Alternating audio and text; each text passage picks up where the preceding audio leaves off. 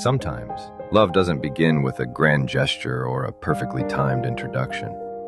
Sometimes it begins with a camera shutter and a moment you never expected to remember forever. The summer sun poured golden light over the cobbled streets of Florence.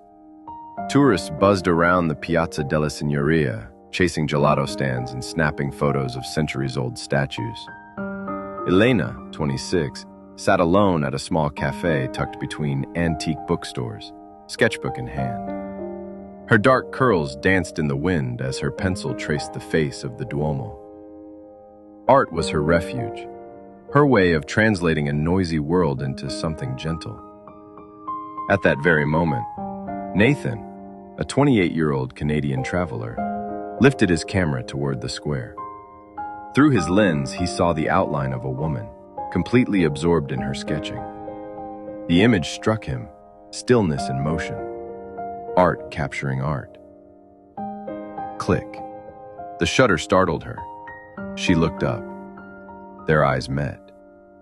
He smiled awkwardly. Sorry, I didn't mean to interrupt. You just looked perfectly in the moment. Then, I suppose you captured it. It should have ended there. But something kept them both in that cafe.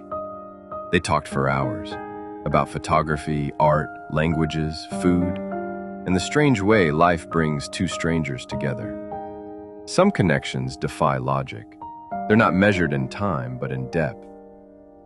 Elena and Nathan had only 7 days, but they lived every one like a lifetime. They strolled through museums and markets. He taught her how to use a DSLR. She showed him how to taste olive oil like a local. They danced to street musicians at midnight, watched sunsets from the Ponte Vecchio, drew each other's portraits on the rooftop of her apartment, laughing when his looked like a Picasso gone wrong. There was no pressure, no label. Just the kind of intimacy that feels both exhilarating and terrifying, like stepping into the unknown and wanting to stay. When the day came, the air felt heavier, the kind of weight you feel in your chest when something beautiful is about to become a memory. At the airport, silence lingered longer than words. Nathan's flight was in 40 minutes. His suitcase stood like a wall between them. I never expected to meet someone like you. Neither did I, which makes this harder. They didn't promise forever. That would have been too cruel.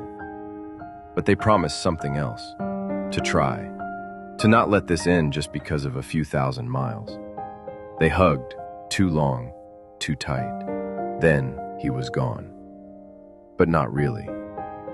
Later that night, Elena received a message. Made it to Munich.